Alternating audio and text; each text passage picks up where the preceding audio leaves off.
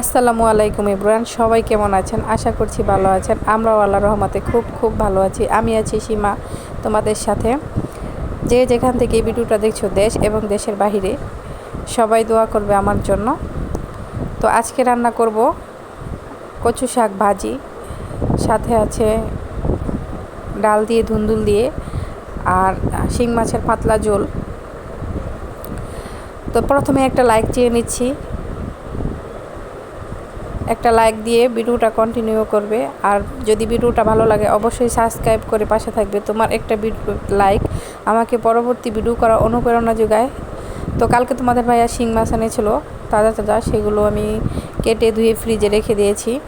তো আজকে সেগুলো রান্না করব সকালবেলা। তো শিং মাছটা আমি অত পছন্দ করে খাই না, যার কারণে আমার জন্য আমি অন্য কিছু রান্না করব। তো এই তো দেখো, শিং মাছগুলো আমি সুন্দর করে প্রথমে হালকা করে বেছে নিয়েছি, কারণ এখন দেশি শিং মাছগুলো পাওয়া যায় না। তোমরা সবাই জানো, এগুলা যতই ওরা দেশি বলে বিক্রি করুক না কে, এগুলো চাষেরই হয়। প্রথমে আমি শিং মাছগুলো ভেজে নিয়েছিলাম।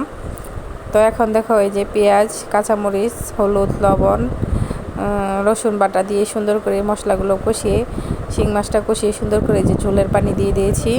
তো দেখো, দেখতেই পাচ্ছ তরকারি কালারটা কত সুন্দর হয়েছে। তো অবশ্যই খেতে অনেক মজা হবে। যেহেতু আমি খাই না শিং মাছ, মানে খাই অল্প, অত রুচি করে খাই না। এই তো এরই মধ্যে আমি একটু বাজে গন্ধ যাতে না আসে, স্মেল যাতে না আসে, তার জন্য একটু ধনে পাতা অ্যাড করে দিয়েছি। তো প্রায় আমার মাছ ভুনাটা হয়ে গেছে। তো শিং মাছের ঝোল হয়ে গেছে, আমি নামিয়ে নিব। এই দেখো, শিং মাছের ঝোলের কালারটা কত সুন্দর এসেছে। তো এই দেখো, কচু শাকগুলো আমি সুন্দর করে কুচি করে কেটে নিয়েছি। তো এগুলো কিন্তু মানে এইভাবে জঙ্গলা কচু না, এগুলো কিন্তু দুধ কচু বলে যাকে। তো তোমাদের আমি দেখাতে পারিনি, আস্ত থাকতে তাহলে অবশ্যই তোমরা দেখতে পারতা। কচু শাকগুলো আমি সুন্দর করে কুচি করে কেটে ধুয়ে নিয়েছি। আমি আগে ডালটা রান্না করব, তারপরে শাকটা রান্না করব, কারণ ডাল বসিয়ে দিয়ে আমি পেঁয়াজ রসুন কাটবো এক হাতে, যেহেতু কাজ করি। তো এভাবে টেকনিক করে চলতে হয়। তো দেখো, তোমরা কে ধুন্দুল দিয়ে ডাল দিয়ে খেয়েছো অবশ্যই কমেন্ট করে বলবে।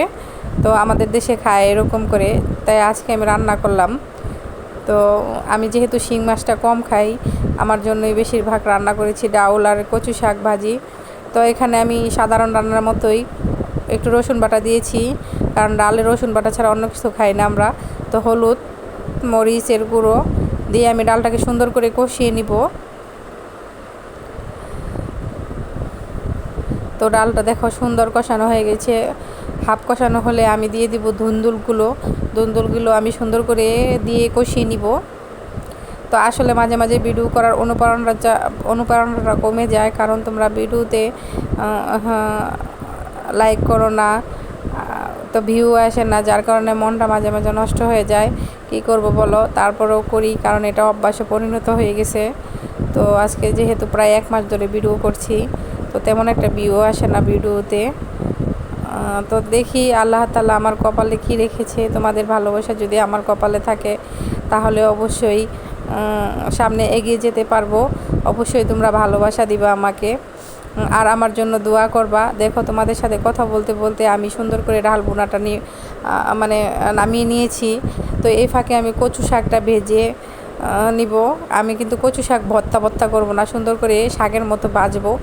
কে এইভাবে কচু শাক খেয়েছো? যদি কেউ তোমরা না খেয়ে থাকো, তাহলে অবশ্যই খেয়ে দেখবা, ভালো লাগবে। তো এই তো দেখো, আমি কচু শাকের মধ্যে পেঁয়াজ, কাঁচামরিচ আর শুকনো মরিচ দিয়েছি, অন্য কোনো কিছু অ্যাড করি নাই। আমি রসুনও দিই নাই, কারণ রসুন জিনিসটা আমার খুব কম পছন্দ, তাই আমি রসুনটা অ্যাড করি কম।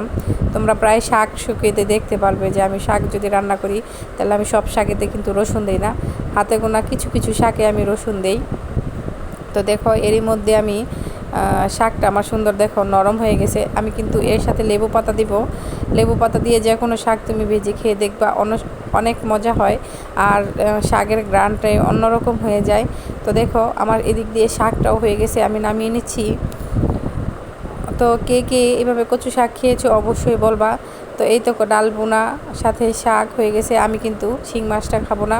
দেখো, সাথে গরম ভাত নিয়ে চলে আসছি, কচু শাক দিয়ে গরম ভাত দিয়ে খাবো ইনশাল্লাহ। কচু শাকটা কিন্তু অনেক মজার ছিল। তোমরা অবশ্যই রান্না করে খেয়ে আমাকে কমেন্টে বলবা কেমন হয়েছে। দেখো, শুকনা মরিচ ভেজে নিয়েছি, কি অসাধারণ ছিল খেতে।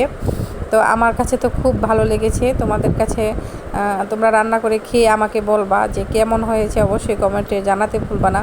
তো দেখো আমি অর্ধেক ভাত প্রায় খেয়ে নিয়েছি শাক দিয়ে। এখন আমি ডাল দিয়ে খাবো। ডালটাও কিন্তু অনেক অনেক মজার ছিল। এটা কিন্তু ধুন্দুল দিয়ে ডাল রান্না করছি, মানে ভুনা ভুনা করেছি। তো ভালো থাকো, সুস্থ থাকো। ভিডিওটা কেমন হয়েছে অবশ্যই কমেন্টে বলবা। ভালো থাকবা, সুস্থ থাকবা। আল্লাহ হাফেজ।